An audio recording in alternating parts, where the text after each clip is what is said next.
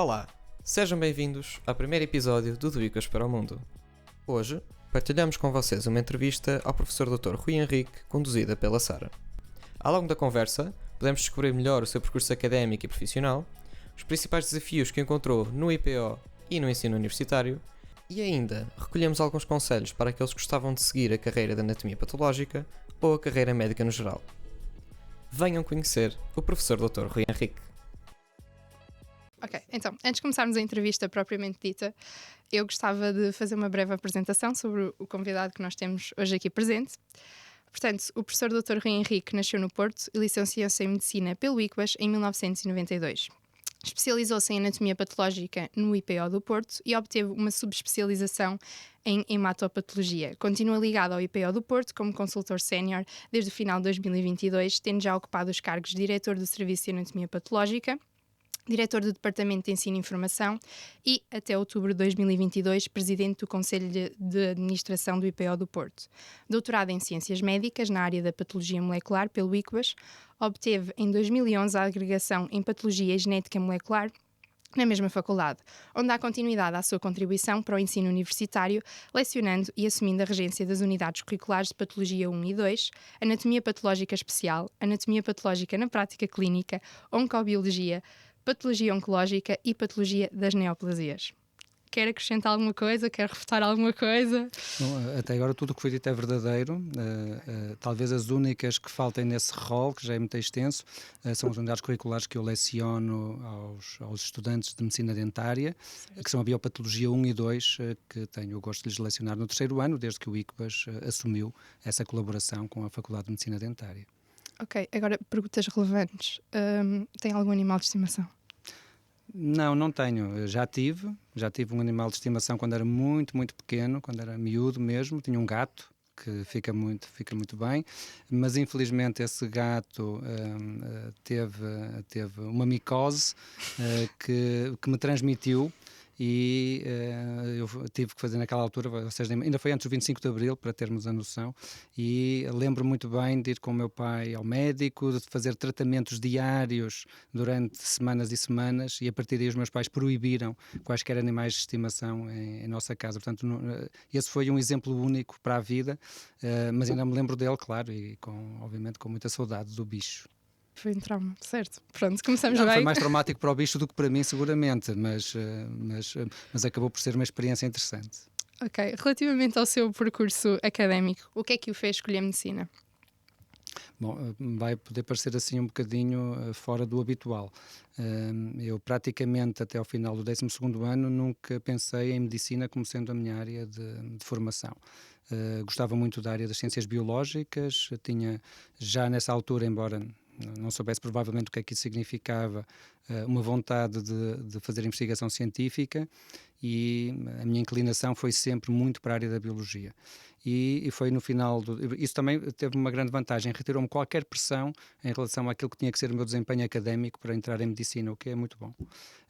No final do 12º ano tinha classificações que me habilitavam ao curso de medicina, e foi por acaso o meu irmão mais velho que fez educação física na anterior estrutura, que hoje em dia é FADEUP, chamava-se Instituto Superior de Educação Física, o ISEF, e que funcionava no ICBAS, no mesmo edifício. É verdade, as pessoas hoje em dia, claro, já não têm essa memória, mas funcionava no ICBAS.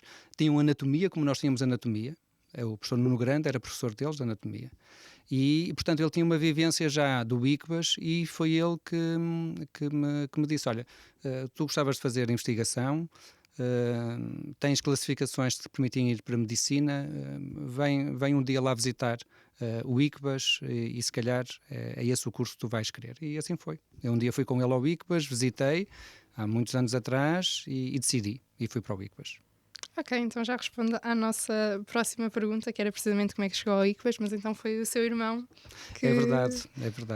Tenho que dizer, ainda hoje, eu reconheço isso, porque provavelmente se não fosse esse conhecimento, e isso também tem um ponto importante de aprendizagem para nós, que é a nossa capacidade de recrutar pessoas, de as chamar para nós como escola, vai muito do passa-palavra, ou seja, da capacidade que nós temos de mostrar a quem quer seguir um determinado tipo de percurso que existe este. E, portanto, eu sei que hoje em dia fazer todo um conjunto de iniciativas de divulgação é muito importante, mas julgo que nenhuma delas retira esse ponto fundamental do contacto pessoal e da capacidade de partilhar experiências. Para mim foi decisivo e eu tenho a certeza que muitas outras pessoas se reverão em experiências semelhantes. Certo, nós sabíamos que era o convidado perfeito para esta iniciativa. Bom, há alguma experiência mais marcante dos seus anos de faculdade que queira partilhar connosco? Bom, eu lembro-me de uma das vezes que o professor Nuno Grande abriu o ano letivo e que dizia, e são palavras que nos marcam ao longo da nossa vida, que nós, lá em Biomédicas, iríamos ter momentos de muita alegria e momentos de profundo desespero. E ele dizia isto com o intuito de nos preparar para aquilo que eram as dificuldades inerentes, desde as instalações, à organização, à estrutura, mas dizer-nos também que estávamos num ambiente que nos acolhia e onde nós nos sentiríamos realizados se fizéssemos esse percurso. E eu acho que essa foi uma das frases marcantes, que é, de facto, em qualquer lugar em que nós vamos estar, vamos ter momentos de alegria, de grande satisfação e realização, e isso vem sempre com o preço de termos momentos de desânimo e momentos de tristeza e momentos de nos questionarmos sobre se estamos a seguir o caminho certo. E eu, ao longo do meu curso, muitas vezes me questionei, é isto que eu quero? Realmente medicina é aquilo que me impele naquilo que eu espero ser a minha vida futura, e acho que não vou dizer que foi um amor à primeira vista, nem um amor platónico, mas se calhar é um daqueles tipos de amores um pouco talvez mais profundos e se calhar também mais duradouros, que é nós nos irmos progressivamente apaixonarmos por uma área e nos revermos nessa área e corporizarmos aquilo que nós entendemos que essa área deve representar na nossa sociedade. E isso, o ICPAS é uma excelente escola para se fazer, porque aquilo que se sentia, e julgo que ainda se sente face a muitas outras experiências, sem menosprezar as outras, é este sentido de calor humano na forma como nós acolhemos as pessoas, na forma como nos relacionamos e na forma como nós sentimos a importância de todos para o nosso conjunto. O ICPAS não é uma escola de estrelas ou de primadonas. É uma escola, na minha visão, onde cada um tem que ter a liberdade e a capacidade de seguir o seu percurso, mas sentir-se apoiado e acolhido nesse percurso. E num tempo em que nós hipervalorizamos a competição e o alcançar feitos inalcançáveis para todos, se calhar o maior feito que nós podemos alcançar é esse, é nós realizarmos-nos e na parte médica realizarmos-nos é sobretudo sermos úteis a outras pessoas, porque esse foi o meu sonho e foi aquilo que ainda hoje me impele a continuar, é eu saber que o meu trabalho diariamente, e felizmente diariamente, faz diferença para pessoas. E talvez a parte mais interessante na minha especialidade concreta, essas pessoas nem sabem quem eu sou, nem nunca irão saber seguramente. Mas eu toquei a vida dessas pessoas. E isso é um privilégio que poucas pessoas têm. E um médico tem a capacidade de usufruir desse privilégio todos os dias. Oh, que bonito. Falou no professor Nuno Grande e, portanto, presumo que tenha sido uma pessoa que foi marcante no seu percurso académico. Há alguma outra pessoa que o tenha marcado? Algum professor? Bom, realmente o ICPAS naquele tempo, ainda hoje seguramente, mas a visão do estudante é sempre um pouco diferente, estava e tinha um conjunto de professores de altíssima qualidade, pessoas muito experientes, muitos deles, hoje em dia talvez as pessoas não tenham essa noção, muitos deles eram já pessoas com uma carreira académica e científica muito bem estabelecida nas faculdades de medicina, na altura em Lourenço Marques, hoje em dia Maputo e de Luanda, onde também as pessoas hoje em dia talvez não tenham também essa noção, onde havia uma liberdade de ensino e uma forma de ensino que só hoje nós conseguimos provavelmente alcançar ou ter semelhante. Completamente diferente daquilo que acontecia aqui em Portugal, nas velhas escolas médicas, onde esta liberdade de ensino e de aprendizagem não existia. E, portanto, vieram com todo um conjunto de ideias novas, mas eram pessoas já com uma carreira académica e científica muito bem estabelecida. E, portanto, eram pessoas magistrais na forma como como lecionavam, na experiência que transmitiam, e tinham uma experiência de vida científica e académica imensa, da qual nós podíamos beber, e era fácil fazê-lo, porque éramos poucos. No meu curso entramos 30. Em todo o país entraram 150. Portanto, hoje em dia no ICBAS entram mais estudantes num ano do que entraram no meu ano de 86 num curso de medicina em todo o país, nas 5 escolas médicas que então existiam.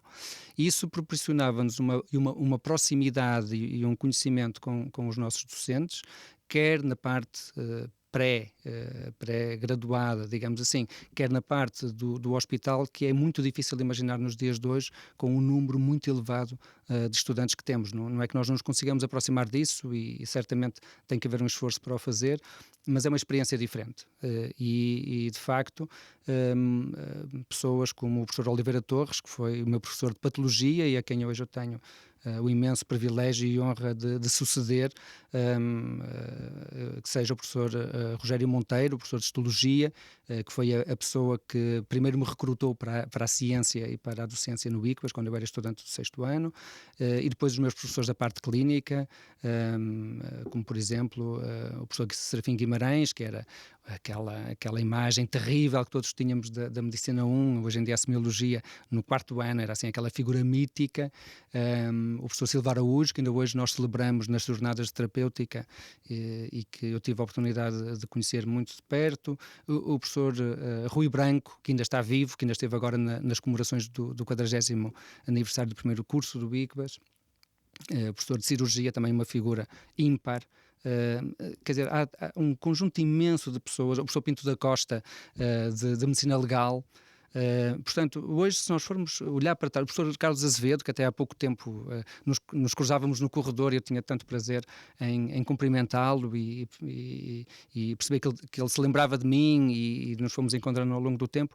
Isto é impagável em termos da maneira como nós sentimos a nossa escola, e por isso mesmo eu queria também realçar que esta vossa iniciativa é um ponto também nesse sentido, é permitir que esta reflexão aproxime os antigos estudantes. Para mim é mais fácil porque sou docente e mantenho sempre esta ligação umbilical com o ICBAS, mas há muitos antigos estudantes que continuam a olhar para a nossa escola, para a escola deles, que a sentem como deles, como algo que está no seu passado, mas que está presente. E aproximar estas gerações que parecem tão distantes no tempo, mas que estão tão próximas, e às vezes sem nos apercebermos em termos de expectativas, de desejos, de vontades, acho que é muito importante. E isso é que cria a cultura da nossa escola. É esta visão permanente e perceber-se que existe uma continuidade ao longo do tempo, e uma identificação entre as várias pessoas que vão passando, porque a casa fica, as pessoas vão mudando, mas quando saem levam algo de muito importante, e que vão na prática disseminar na sua atividade. Durante a faculdade esteve envolvido em algum projeto ou atividade extracurricular? No tempo em que eu fui estudante no ICBAS, a variedade e a diversidade de atividades extracurriculares não era a que é hoje, que é uma coisa absolutamente fabulosa, única, devo dizer, que eu nunca imaginei. Era obviamente muito mais restrita. Eu pertenço, julgo, ao 10º curso, portanto estamos numa fase ainda de alguma construção e afirmação da nossa escola. Tínhamos a Associação de Estudantes, obviamente, aliás o professor Henrique foi um dos seus fundadores. Um dos meus colegas de curso, o professor Manuel Teixeira, que é também docente do ICBAS, foi também presidente da Associação de Estudantes no período em que eu fui estudante, e a minha atividade foi sempre muito vocacionada para a parte da gestão académica. Eu fui delegado do curso desde o 2º até o 6º ano, não tínhamos uma comissão, éramos tão poucos que não valia a pena ter uma comissão. Pois hoje em dia a comissão tem quase o mesmo tamanho do que o número de o meu estudantes. curso, não é? Quer dizer, mas eu fui delegado.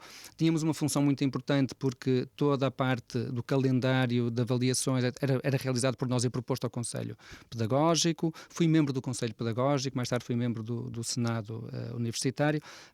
As minhas atividades foram muito nessa área, e e foram muito importantes porque me deram uma visão da estrutura, da gestão do Bicbas que eu não teria de outra forma, e ajudaram-me também a contribuir à minha maneira para tentar fazer a melhoria possível, e acho que hoje é incomparavelmente melhor, é incomparavelmente mais profissional do que era nesse tempo, onde se vivia muito, e era o que era possível, da vontade, da capacidade das pessoas que se sentiam motivadas para fazer, mas faziam-se. E, portanto, esse é que é o ponto importante. Nenhum de nós morreu, estamos cá todos e todos nós passamos pelo curso de forma bem sucedida. Isso é que é o ponto importante.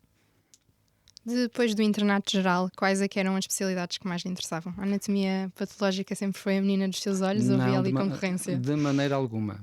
Aliás, não estava nos meus planos, se bem que gostei muito da patologia, da forma como era lecionada a professora Oliveira Torres. Gostei também, embora fosse algo diferente da anatomia patológica, que o professor Pereira Guedes, na altura, lecionava. Embora não fosse uma unidade curricular assim muito popular, mas não, eu estava muito vocacionado para as áreas clínicas médicas. A nefrologia era a minha área de maior apetência, sobretudo porque tive a felicidade de encontrar no 4º ano, quando nós começávamos nessa altura a semiologia, um docente das aulas práticas, o Dr. Guilherme Rocha, que aliás acabou de fazer 70 anos há poucos dias, e com quem mantive contacto ao longo de todo este tempo, e que é para mim um modelo perfeito daquilo que é um médico e do que é um clínico. E quando eu digo modelo perfeito, não estou a exagerar. Se tiverem ou tivessem a possibilidade e ele ainda está ao serviço, portanto não percam a oportunidade. É um indivíduo profundamente brilhante, mas ao mesmo tempo prático, e foi alguém com quem eu mantive contacto ao longo da minha formação. Ele foi professor das minhas aulas práticas de semiologia nesse ano. Nesse mesmo ano comecei a acompanhá-lo nas urgências que ele fazia, que ele depois veio a ser a minha equipa de urgência quando eu fui interno geral, e no 5º e no 6º ano eu continuei a fazer urgência com ele. E, portanto, foi uma aprendizagem absolutamente excepcional. A capacidade de ler e de saber e aplicar na prática com alguém tão brilhante como ele é um privilégio imenso que eu não posso esquecer. Portanto, eu estava preparadíssimo para ir para uma área clínica quando eu iniciei o 6º ano. O professor Rogério Monteiro e o professor Eduardo Rocha, que vocês conhecem, que entrou no mesmo ano que eu em Ciências do Meio Aquático, me convidaram para ser monitor de aulas práticas de histologia. Portanto, eu fiz o 6º ano lecionando uma turma em cada semestre de histologia. E foi essa visão da histologia que me levou para os caminhos da anatomia patológica, devo confessar. Portanto, isso foi-me retirando da área da clínica. Comecei, depois de acabar o curso, a fazer investigação também nessa área. Os primeiros artigos que eu produzi foram exatamente nessa área, e toda a minha formação científica de base, e a mais sólida que eu tenho, foi a que adquiri nesse período em que estive ligado ao Laboratório de Histologia e Embriologia. Foi fundamental para aquilo que depois eu vim a desenvolver mais tarde na anatomia patológica. Portanto, a partir daí a anatomia patológica era um caminho claramente lógico, porque esta experiência da histologia me deu as bases para eu prosseguir a minha carreira nessa área e fazer uma coisa que eu gosto muito, que é ter uma visão alargada das áreas e ter tempo e capacidade para estudar, que é uma coisa que eu gosto. E eu reconheço para os nossos colegas da área clínica, isso é cada vez mais difícil. Por muitos constrangimentos, isso é cada vez mais difícil, e eu tenho que reconhecer, a anatomia patológica dá-me um maior domínio da minha capacidade de gestão do meu tempo para as várias coisas que eu gosto de fazer. Isso é uma verdade insufismável. Disse há bocadinho que acha que os nossos objetivos e as nossas expectativas atualmente são muito semelhantes às da sua altura. E, portanto, terminada a especialidade, qual é que era para si o próximo passo? Quais é que eram os objetivos académicos ou profissionais que tinha traçado e já conseguiu cumpri-los?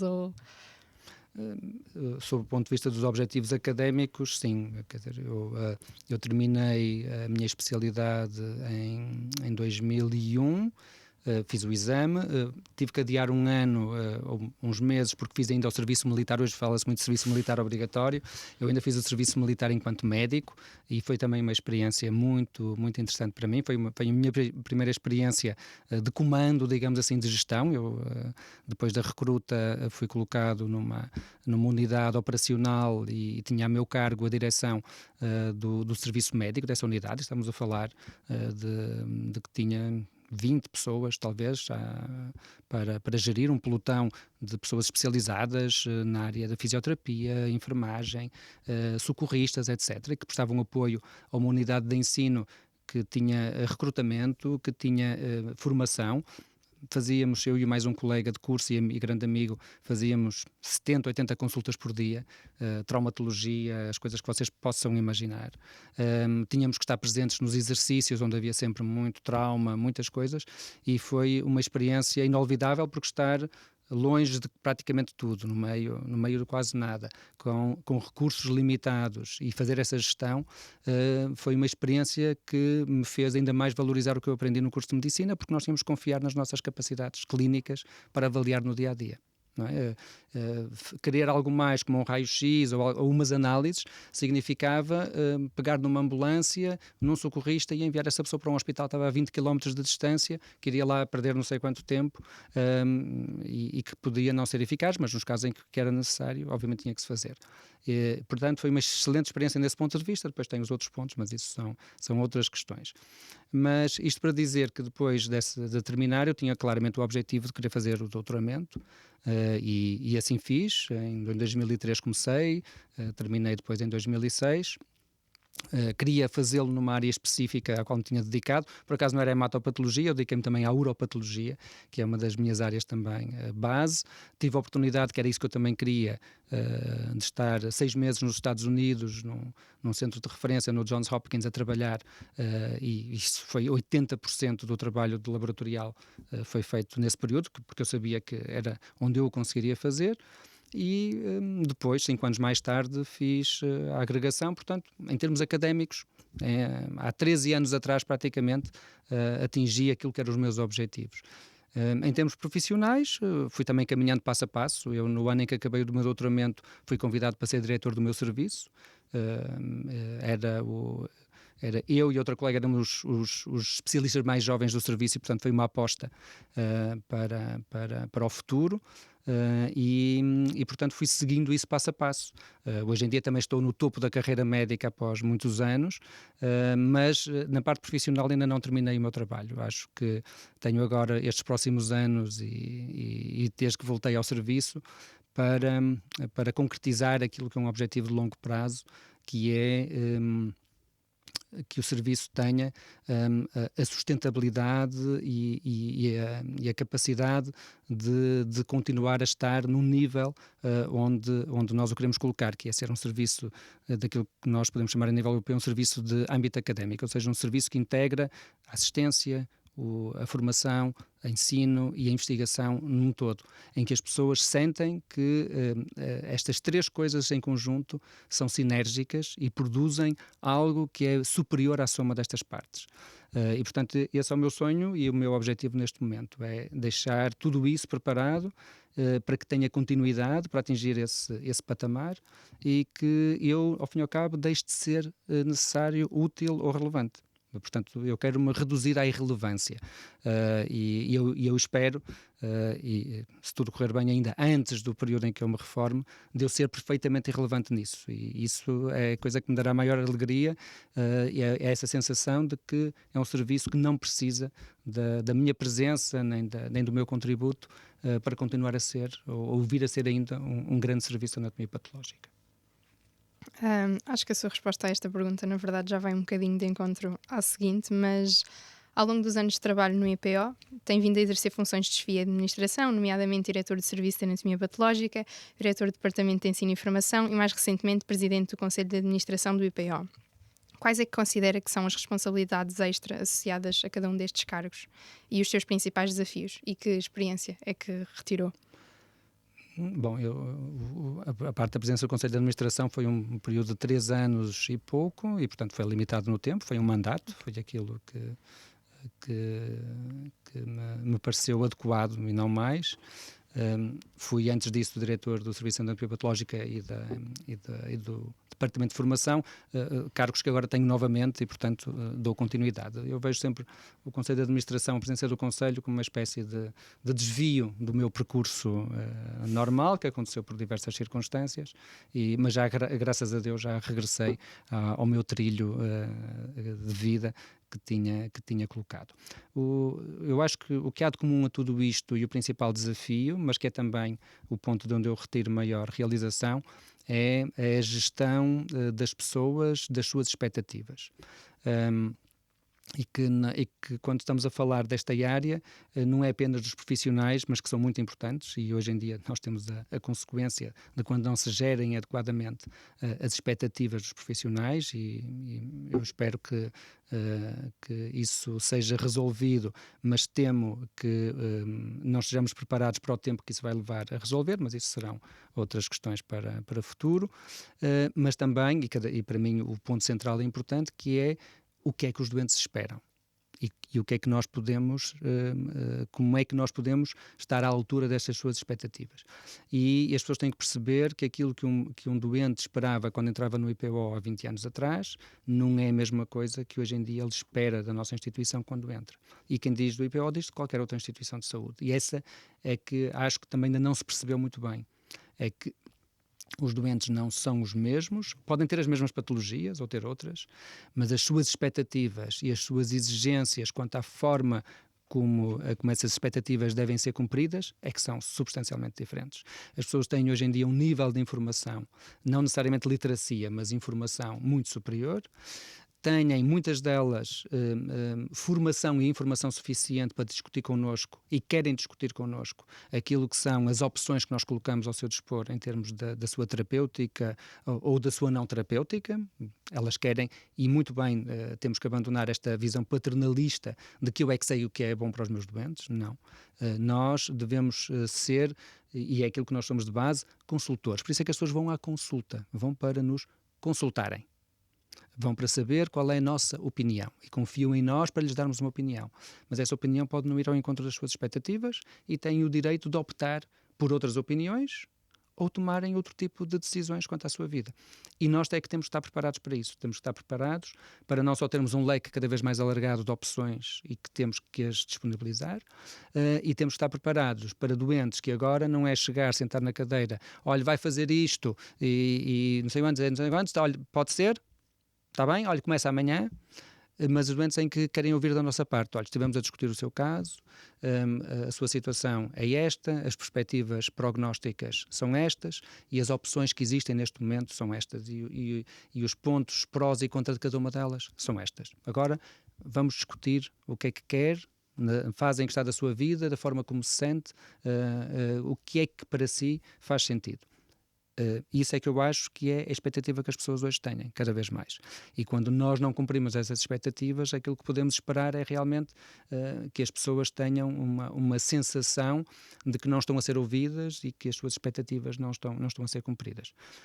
Por isso, tão importante como nós termos uma boa base científica e técnica, as capacidades de comunicação e de empatia com os nossos doentes são cada vez mais importantes.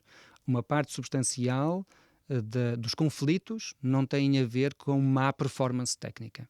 Tem a ver com incapacidade de comunicar concretamente e corretamente com as pessoas. E, portanto, as minhas dificuldades diárias enquanto gestor são como é que eu consigo fazer com que a equipa sobre a qual eu tenho responsabilidade e com a qual trabalho, porque eu sou igual aos outros em termos de trabalho, sempre trabalhei e continuo, eu sou diretor de serviço, mas sempre mantive a minha atividade diagnóstica, portanto não estou a combater nem a trabalhar na retaguarda, eu trabalho na vanguarda, é assim que eu gosto de fazer, até porque as pessoas têm que sentir que quem as lidera tem que ter capacidade de fazer, de executar e tem que ser respeitado do seu ponto de vista técnico, científico e até pessoal. Tem que ser uma pessoa que tem que ter um nível de isenção e de exigência própria do seu ponto de vista ético e profissional que seja irrepreensível. Ninguém respeita um líder ou um diretor de serviço se ele não tiver uma postura que seja irrepreensível na forma como trata os seus próprios colegas e como gera o seu serviço. Portanto, esses são os meus desafios diários. Como é que eu sou capaz de estar ao nível do cumprimento das expectativas dos profissionais, que não são só médicos, são muitas outras áreas fundamentais para o hospital, e como é que eu consigo, com isto, estar ao nível da expectativa dos doentes. E isso é que é a quadratura do círculo muito difícil de fazer. Muito difícil. Já falou um bocadinho dos desafios do seu trabalho no IPO, mas para além da vertente médica ainda dedica muito do seu tempo ao ensino. Quais é que são os principais desafios que encontra no ensino universitário? Bem, quanto tempo é que nós temos ainda? É mais desafiante o ensino universitário Sim, do que o trabalho no IPO? Sim, sem dúvida. É algo que eu faço com imenso gosto, devo desde já dizer, e exatamente nesta mesma perspectiva que eu há pouco tentei transmitir. Eu tenho a mesma paixão pela minha atividade diagnóstica, de gestão, como tenho pelo ensino e como tenho pela investigação. E eu não consigo arranjar aqui portas estanques entre uma coisa e outra, porque eu não sou três pessoas, não é? Isso seria a trindade. Eu sou uma única pessoa e que gosto de congregar tudo isso no mesmo. Eu não consigo estar a ver um caso sem estar a perceber naquele caso o quanto ele pode ser interessante do ponto de vista da formação minha ou dos meus colegas ou dos meus internos, como é que o que eu estou a aprender ao ver aquele caso pode ser interessante de investigar e o que é que não está escrito ou descrito sobre aquele caso. Portanto, tudo isto está tão interligado que eu acho extraordinário que haja pessoas que não o vejam. Isso para mim é que é o extraordinário. É que não percebam que isto é um todo coerente. E se as pessoas tiverem algum cuidado até de irem ler a legislação existente, a carreira médica e o perfil profissional dos médicos, porque é disso que nós estamos a falar, é muito claro naquilo que são as suas dimensões. É uma dimensão assistencial, uma dimensão formativa e uma dimensão de investigação. Todos nós estamos, eu não vou dizer obrigados para não parecer mal, mas todos nós estamos no mínimo convocados para o fazer. Não o fazer é não estarmos a cumprir. Imagine se todos os nossos antepassados profissionais se lembrassem que não tinham que fazer formação, não tinham que fazer investigação. Em que fase da medicina é que nós estaríamos? É inimaginável, não é? Pronto. E todos nós, à nossa maneira, temos capacidade de o fazer. Alguns mais liderante porque têm determinado tipo de talentos nesse sentido e outros provavelmente noutra dimensão. Não estou a dizer que todos nós tenhamos que ter a mesma função. Bom, voltando à parte do ensino universitário, para não parecer que estou a fugir à questão. A parte do ensino universitário tem talvez uma diferença substancial, e mesmo o ensino médico, comparativamente àquilo que é a visão diária da profissão.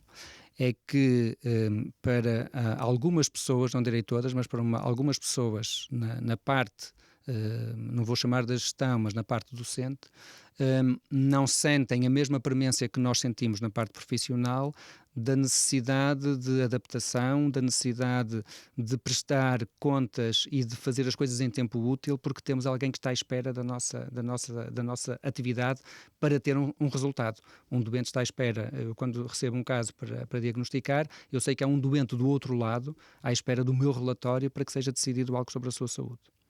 E acho que às vezes no ensino universitário, ou na organização da universidade como um todo, isto não é de toda uma visão primária.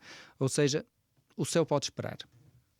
Eu posso tomar aqui o tempo que eu quiser para decidir seja o que for, porque, não tenho que...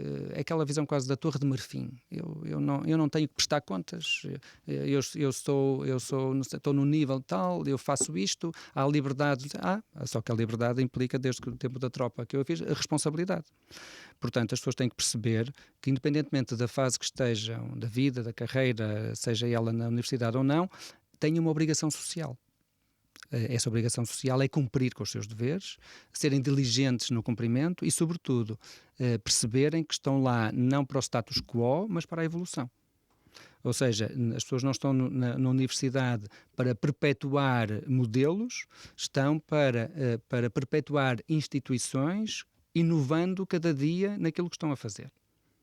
E uma parte significativa dessa inovação faz-se através de ultrapassar os muros da instituição e não fechando-nos dentro dos muros. E aquilo que mais me preocupa é que existem alguns movimentos de fechar o ensino universitário e as escolas dentro dos muros. Não se quer ter nada a ver, é quase uma contaminação com o que está fora. Não queremos ter nada a ver com o que se passa fora. É aquela visão que, não sei, vem esta gente agora aqui de fora que tem outras experiências. Nós nem sequer somos competidores. Eu sou professor convidado. Eu não estou a tirar o lugar a ninguém dentro não estou a competir sequer. A minha carreira não é feita dessa maneira. A minha competição de carreira é feita na área da medicina, na área profissional. Portanto, eu acho que as universidades deviam acolher de bom grado e cada vez mais incorporar aquilo que é a experiência e a visão das pessoas que estão na sociedade, que estão a trabalhar e que estão a ter o feedback direto daquilo que é a consequência da formação. Em vez de demonizá-la, utilizá-la, no bom sentido. E isso já está a ser feito em muitos sítios, onde, por exemplo, a parte puramente universitária e puramente ligada à universidade, isso acontece, por exemplo, em algumas escolas já em Espanha, é cada vez mais restrita. E, por exemplo, na área médica, toda a formação de áreas como a patologia e outras que já são muito ali na transição médica, pré-clínica para clínica, já são asseguradas por pessoas da área clínica. Não são asseguradas por pessoas que só são académicas. Vocês conseguem imaginar um docente de patologia que seja académico de patologia? Faz algum sentido? Quer dizer, vocês conseguiam-me imaginar a mim a estar numa aula a falar de algo que eu não pratico? Sim, exatamente. Até a questão de saber o que é realmente importante depois para a nossa prática exatamente. clínica. Como é que eu sou capaz de filtrar a imensidão de informação que existe se eu não estou no terreno a perceber qual é a relevância dela? Portanto, isto para mim é um benefício, não é um prejuízo. E eu acho que a escola só beneficia disto. Portanto, eu espero que essa visão, e que eu acho que nesse aspecto a direção atual tem feito esse esforço e vai continuar a fazer essa visão estratégica, seja mantida para o futuro. O ICBAS só ganhou quando foi capaz de misturar estes dois componentes e não ter mínimo problema em incorporar pessoas de área não médica para lecionar coisas básicas onde elas eram as melhores e as mais preparadas, e isso foi disruptivo quando o ICBAS começou.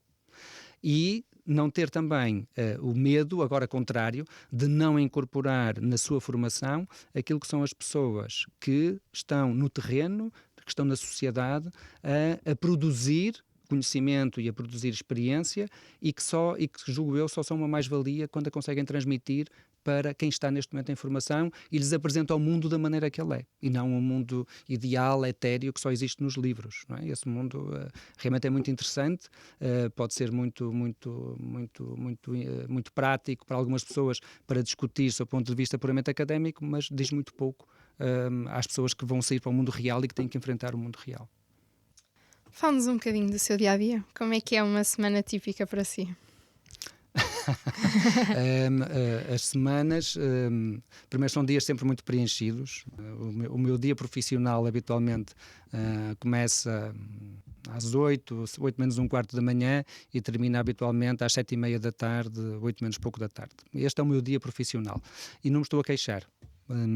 Eu gosto daquilo que faço, digo sempre que eu tenho um imenso privilégio de trabalhar naquilo que eu adoro fazer.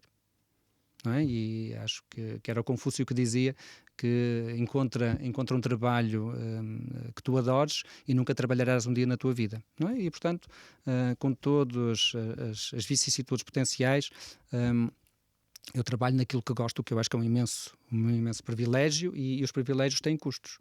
Portanto, eu tenho que pagar o custo de ter este privilégio e pago com muito gosto. Portanto, os meus dias são tudo isso, são feitos de observar casos e fazer relatórios, de gerir o serviço e dar orientações, instruções, produzir documentos, analisar, de ajudar a formar pessoas, de ver casos que os meus colegas me mostram para saber a minha opinião, de vir a correr para o ICBAS para dar aulas ou para participar em ações de gestão, na instituição continuar a dar também atividade formativa quando tal é necessário, participar em cursos e em congressos quando tenho necessidade. Eu ou quando me convidam, fazer a investigação e orientar os investigadores que estão a formar-se connosco. É tanta coisa que é um pouco difícil. A gestão de tudo isto para que funcione implica uma grande disciplina e essa talvez seja o ponto fundamental. Eu tenho uma agenda onde tenho as minhas coisas organizadas e às vezes acontece que eu chego à segunda-feira e olho para a minha agenda, agora felizmente eletrónica, que é mais fácil, e olho assim, bem, eu isto que pensava fazer hoje só vou conseguir fazer sexta-feira. Pronto, é a lei da vida, tenho que viver com essa ansiedade. Mas a única coisa que isto implica é isso. Muita organização e muita disciplina mental para fazer as coisas. De resto não tenho nenhum segredo, não tenho particulares aptidões intelectuais ou outras, sou uma pessoa perfeitamente mediana, normal, que a única coisa que tem talvez diferente de outras pessoas é que tem um nível de organização e de disciplina que se calhar outras pessoas não têm. Se tivessem, eram seguramente pessoas sublimes.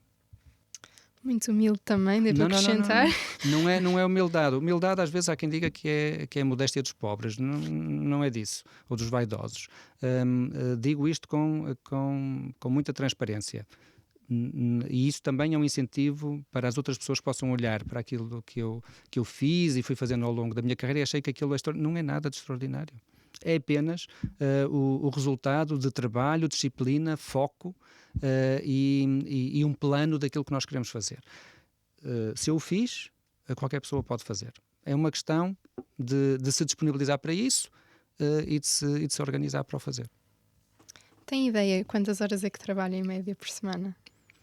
Tenho, sim. Um bocado assustador. Tenho, sim, se calhar para as pessoas mas volto a dizer, esta visão do trabalho nós temos tendência a vê-la um bocadinho quase demonizante, não é? Quer dizer, uma imposição, um fardo incomportável, porque as pessoas às vezes confundem trabalho com emprego, que são duas coisas diferentes. Aquilo que eu faço por semana, em termos do que eu vou chamar-lhe antes do meu trabalho, dizer as minhas atividades, e que são múltiplas, seguramente que estamos a falar 70 ou 80 horas semanais que eu despendo nessas minhas atividades. Mas, volto a dizer, faço com gosto, porque faço aquilo que eu gosto e que me realiza. E como eu me realizo nestas atividades, não é realizar-me só no trabalho, realizo-me nestas atividades e me sinto feliz por as fazer, não é o fardo que as pessoas possam imaginar que é. Ok, mas ainda assim há sempre momentos em que se sente um bocadinho estressado, desgastado. Todos os dias. Ontem foi um deles, por exemplo. Ontem houve assim uma sequência de reuniões e de antevisões de coisas que eu tinha para fazer que me deixou naqueles momentos assim um bocado de maior desânimo. Mas pronto, já passou, hoje já estou preparado para os próximos, porque é o que tem que ser, não posso carregar-me nesse desânimo. Todos nós sentimos isso todos os dias. Há sempre qualquer coisa que nos vai desanimando ou que nos deixa um pouco mais, enfim, mais tristes com aquilo que estamos a fazer, mas também há muitas coisas que nos estimulam e eu julgo que uma das coisas que mais me estimula e por isso é que continuo a fazer é fazer diagnóstico no meu caso e ser útil aos doentes. Isso para mim é um estímulo. Eu estar a ver um caso, chegar a um diagnóstico que eu sei que se o tivesse mal feito e aquilo iria fazer uma imensa diferença àquele doente, porque o tratamento que ele vai ter e o seu prognóstico é diferente, isso tem que ser animador. Não é? Porque foi nisso que investi todos estes anos da minha vida, foi em poder ser útil às pessoas dessa maneira. Portanto, isso tem que ser um estímulo. Por isso eu tenho alguns colegas, tenho ali um caso muito difícil. Olha, fantástico. Não é? Quer dizer, o que é que tu queres? Ver só casos simples todos os dias, que é despachar e olhar para o lado, ou ter um desafio neste teu dia para pôr à prova aquilo que tu sabes e aprenderes mais com isso? Eu acho que esta é que é a visão. Queremos fazer mais e ser melhores, ou queremos continuar a ser medíocres ou medianos? Não é? Pronto, é só isso. Não é muito difícil de escolher para mim. Mas ainda assim sente que tem dificuldade em equilibrar as responsabilidades profissionais com a vida pessoal? É um jogo de, como é que eu ia dizer, de equilíbrio mesmo. Organização. Já tinha falado há bocado. Seguramente que não sou o pai que provavelmente os meus filhos gostariam que fosse. Aliás, nenhum deles quer medicina e é óbvio, nem quer a nossa vida. Com a minha mulher é mais fácil, porque ela também, como é investigadora e é docente, portanto é muito fácil. Como trabalhamos lado a lado, porque ela também é investigadora no IPO, temos essa capacidade de nos conseguirmos entender e perceber as necessidades que temos em termos de tempo, e trabalhamos lado a lado, mesmo no fim de semana.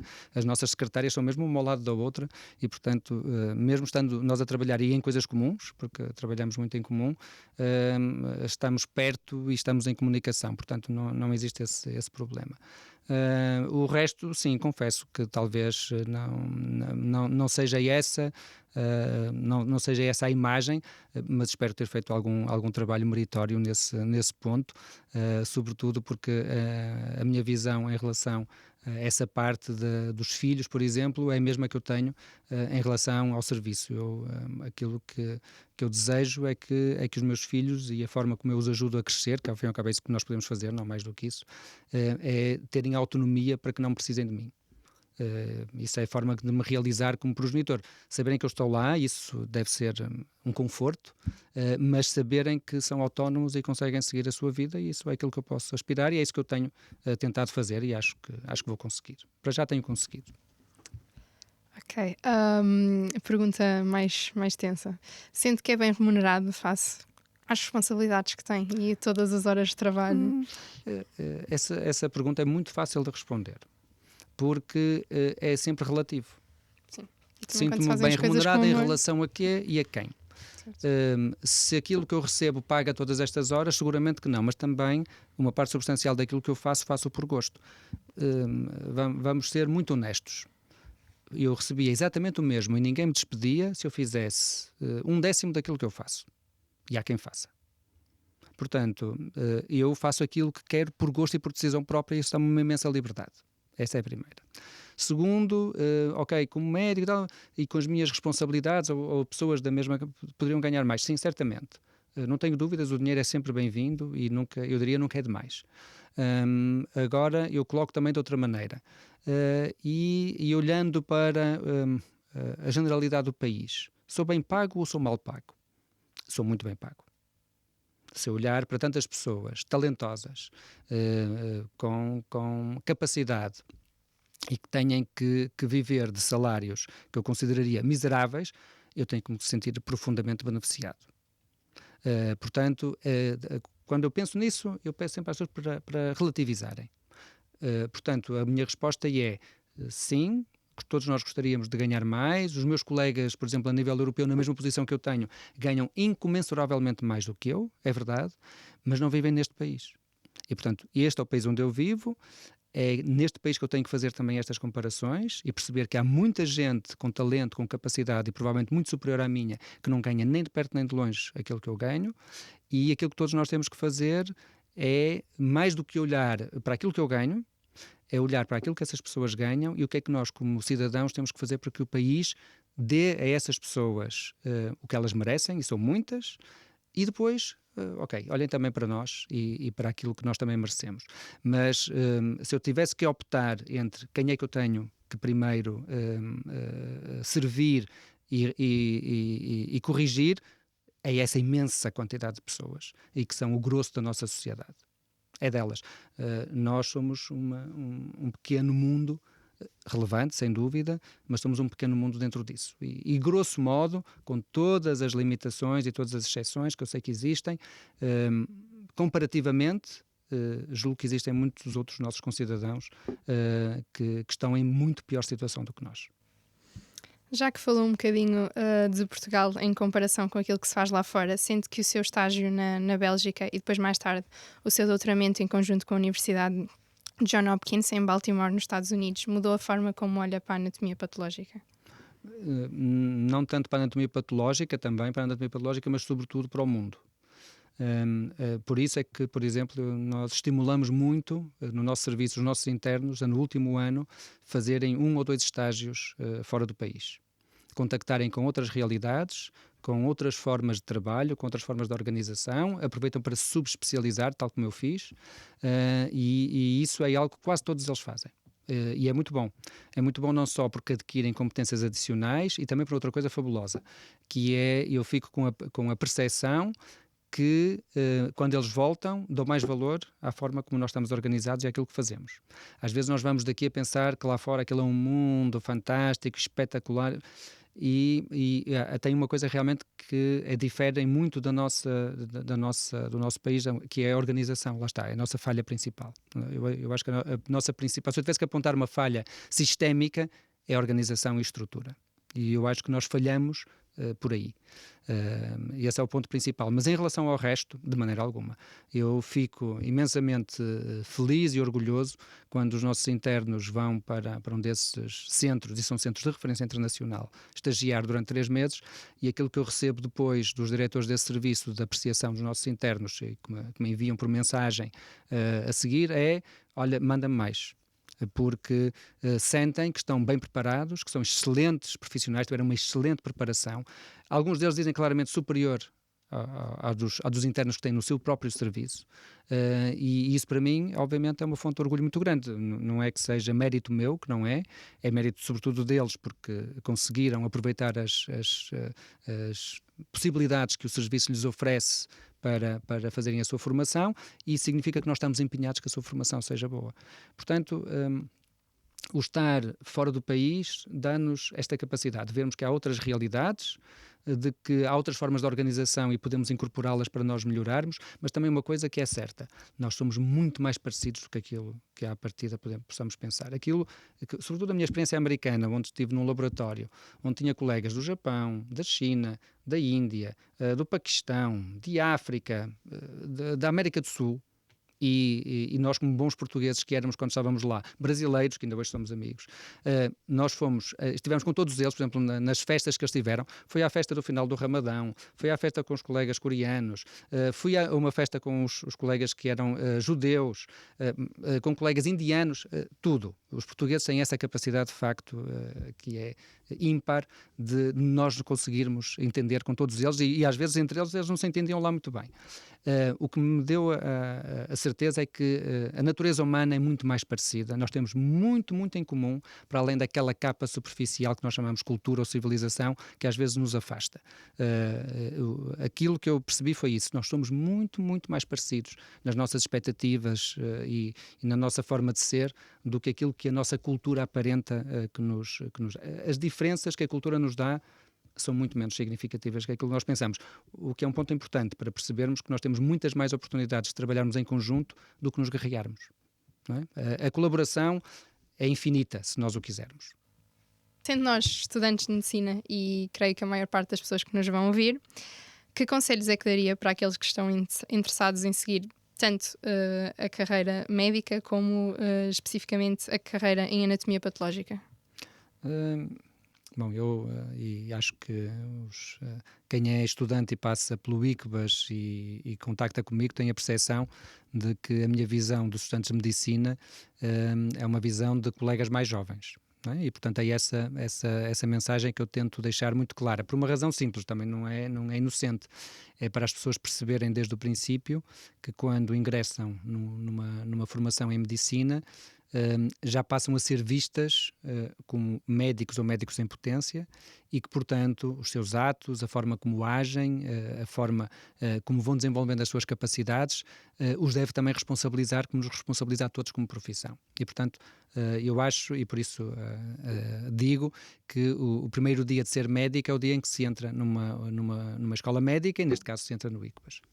E eu não sei se sou muito bom a dar conselhos, confesso, se calhar nem para mim, mas se tivesse que dar uma ou duas ideias que eu gostaria de partilhar para as pessoas que seguem esta profissão, é primeiro que venham por gostarem e por sentirem que nesta profissão, mais do que servirem a si próprios, se revelam e se realizam servindo os outros. E eu não tenho problema nenhum em usar a palavra servir, porque para mim é uma visão elevada o nós dedicarmos-nos aos outros, não é uma visão sub qualquer outra coisa.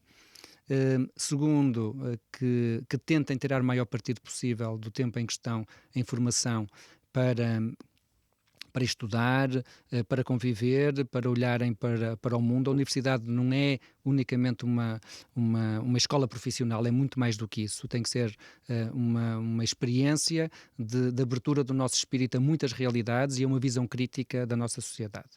Nós não podemos continuar a olhar, como se infelizmente acho eu que está a haver uma tendência para olhar num ponto de vista puramente economicista da universidade, como se nós tivéssemos que estar a formar profissionais. A universidade, e por isso é que tem o nome que tem, a universidade é olhar para o mundo e ajudar a criar e a desenvolver pessoas com uma visão global, com capacidade crítica, inovadora e que venham a ser os condutores da transformação da sociedade. É isso que nós queremos que a universidade seja.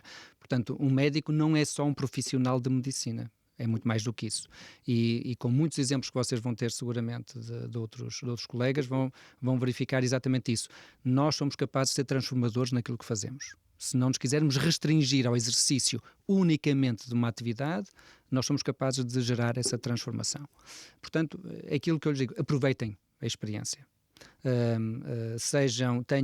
Tenham abertura para absorver as várias experiências, aproveitem para aprender o mais possível de todos os domínios e não se esqueçam que quando terminarem o curso e fizerem a vossa profissionalização vão estar perante pessoas que esperam de vocês tudo. Isso é para mim a maior responsabilidade. Eu quando estudava pensava sempre, eu vou estar um dia em que vou estar em frente a alguém e que espera de mim tudo. Espera que eu alivie dos seus males, que trate todas as suas sintomatologias, que seja eficaz naquilo que estou a fazer e que seja rápido. Portanto, se nós pensarmos bem nisso, se calhar a forma como nós estudamos e vemos o nosso estudo é capaz de ser um bocadinho diferente. Não façam estudo para passar em exames. Eu sei que é preciso passar em exames e há uma técnica própria para o fazer. Eu também aprendi, também demorei algum tempo a perceber que havia o estudo e havia ser bem sucedido num exame. Perfeito. Nós deveríamos ser cada vez mais capazes de usar esta segunda parte para avaliarmos as pessoas, mas é difícil. Mas, sobretudo, estudem no sentido de que pensem um dia isto vai ser útil, porque eu vou estar perante alguém que vai precisar deste conhecimento para eu o aplicar. E isso para mim é a mensagem principal. E não se esqueçam que depois do curso acabar, estão só no princípio de tudo. É um grande desafio. Toda a vida vai ser aprender. Eu aprendo todos os dias e espero aprender até o dia em que me reformar. Eu não digo morrer, porque eu quero fazer outras coisas antes de morrer, se lá chegar, mas até eu sair da minha atividade profissional, quero aprender todos os dias. Vamos agora para uma pergunta final, em que o vamos colocar à prova. Muito bem. Portanto, o objetivo desta pergunta é nós dizemos uma frase e o senhor tem de completar, ok? Portanto, concentração máxima. Ok, vou tentar fazer o máximo. Tem algum prémio no final? Gonçalo, há prémio no final. Vamos pensar para a próxima edição. Pronto, Exato, ok. acho que é para a Eu próxima depois edição. venho cá a segunda vez. Prémio vai ser o polígrafo na próxima edição. Muito bem, ok. Nesse eu já não estarei, seguramente. Já está salvo. Um médico só sabe medicina. Nem medicina sabe. Ok, portanto, Vitória, próxima edição tem um polígrafo. Muito obrigada por ter dispensado um bocadinho do seu tempo para estar aqui connosco. Nós agradecemos imenso a sua presença e para quem nos estiver a ouvir ou a ver, sigam-nos nas nossas redes sociais e aguardem por novos episódios porque vêm muitas novidades.